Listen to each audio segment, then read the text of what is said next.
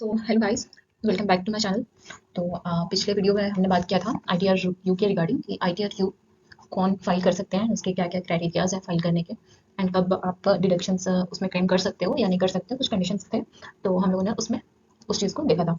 तो आज मैं आप लोगों के लिए एक नया टॉपिक लेकर के आई हूँ, आईटीआर डिडक्शंस। ओके, कि हमारे आईटीआर में अभी जो हम लोग आईटीआर फाइल करेंगे, ओके, तो उसमें हम लोग इस फाइनेंशियल ईयर में कौन से डिडक्शंस को क्लेम कर सकते हैं। Okay, so let's proceed.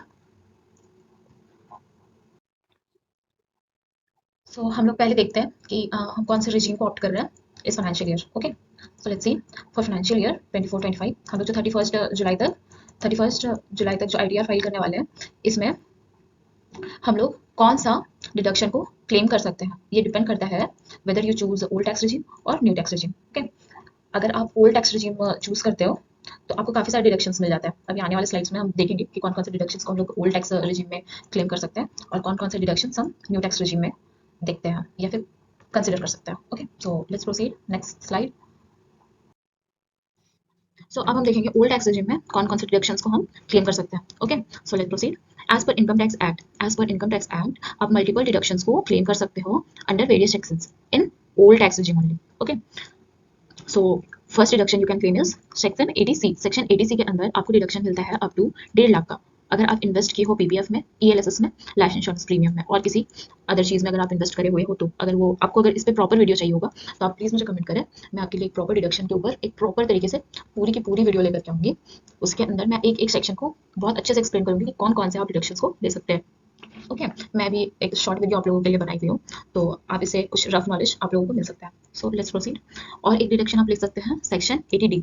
Section 80D के अंदर आपको डिडक्शन मिलता है अगर आप लिए हुए हो हेल्थ इंश्योरेंस प्रीमियम। अगर आप हेल्थ इंश्योरेंस प्रीमियम लिए हुए हो तो आपको इसमें डिडक्शन मिलता है 25,000 का फॉर इंडिविजुअल। ओके, आप रेसिडेंट इंडिविजुअल होने चाहिए तो आपको मिलेगा 25,000 का डिडक्शन। अगर आप सीनियर सिटीजन हो, रेसिडेंट हो और सीनियर सिटीजन हो तो आपको 50,000 का इसमें डिडक्शन मिल जाता है अंडर सेक्शन 80D। ओके, और अगला सेक्शन है सेक्शन 80E। इसमें आपको मिलता है deduction interest on education loan. अगर आप सेक्शन 80E के अंदर डिडक्शन लेना चाहते हैं और आपने कुछ एजुकेशन लोन लिया हुआ है तो इसमें आपको डिडक्शन मिल जाता है जितना भी आपका इंटरेस्ट अमाउंट है। ओके, आपका जितना भी इंटरेस्ट अमाउंट बन रहा है, अगर इंटरेस्ट आपका 5,000 का बन रहा है या 5 लाख का बन रहा है तो आप उसमें डिडक्शन को ले सकते हो अंडर एजुकेशन लोन होगा। Okay, in section 80E।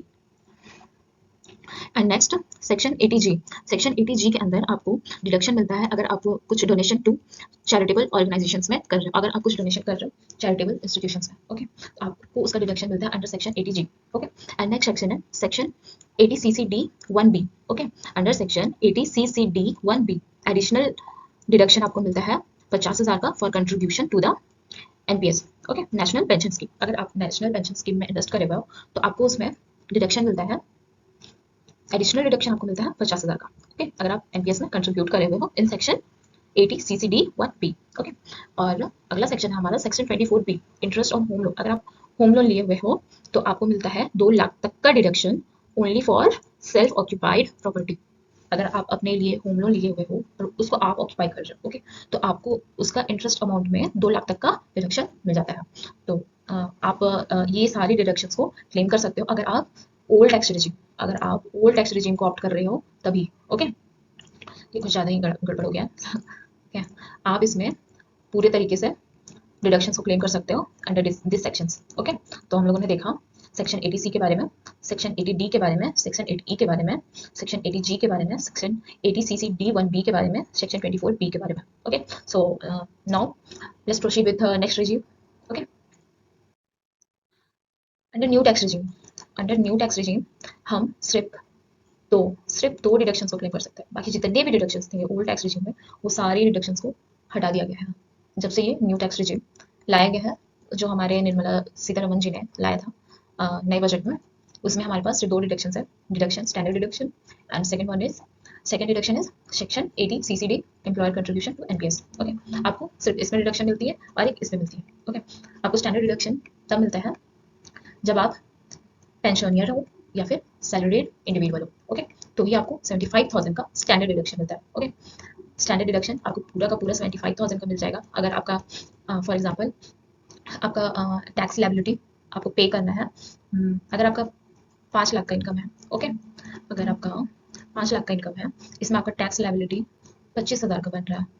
Okay, तो आपको इसमें फ्लैट डिडक्शन मिल जाएगा 25,000 का, जो कि आप क्लेम कर सकते हो और आपको एक भी टैक्स देने का ज़रूरत इसमें नहीं है। ओके, आप इसको अप टू 75,000 तक का क्लेम कर सकते हो, स्टैंडर्ड डिडक्शन ये आपको मिल जाता है। ओके, और अगर आप सेक्शन 80CCT में आते हो, अगर आप एम्प्लॉयर कंट्रीब्यूशन टू एनपीएस में हो, एनपीएस में इन्वेस्ट करते हो, ओके, तो आपको इसमें डिडक्शन मिल जाते हैं। अगर आपको इस डिडक्शंस के रिगार्डिंग एक प्रॉपर वीडियो चाहिए तो आप प्लीज़ मुझे कमेंट करें, मैं एक प्रॉपर वीडियो लेकर के आऊँगी आप लोगों के लिए। आपको उसे पूरी डिडक्शंस को समझाने की कोशिश करूँगी, लेकिन मैं एक थोड़ा सा रफ नॉलेज आप लोगों के लिए लेकर के आई थी कि डिडक्शंस आप कौन कौन सा क्लेम कर सकते हैं। अगर थोड़ी सी भी आपको हेल्प मिली हो तो प्लीज़ हमारे चैनल को लाइक करें, शेयर करें एंड सब्सक्राइब करें। Okay, thank you so much हमारे वीडियो में इतने देर तक जुड़े रहने के लिए। Thank you so much and please comment अगर मैं आप लोगों के लिए और भी कुछ बढ़िया वीडियोज़ लेकर के आ सकती हूँ, या फिर कुछ टॉपिक्स मुझे बताइए जो आपको जानने की ज़रूरत है। अगर आपको चाहिए कि आपको इस टॉपिक के रिगार्डिंग कुछ हेल्प चाहिए तो प्लीज़ मुझे कमेंट करिए, मैं आप लोगों के लिए पूरी कोशिश करूँगी जल्द से जल्द वीडियो लाने के लिए। Okay, so thank you so much इतनी देर हमारे चैनल में बने रहने के लिए। Okay, bye bye.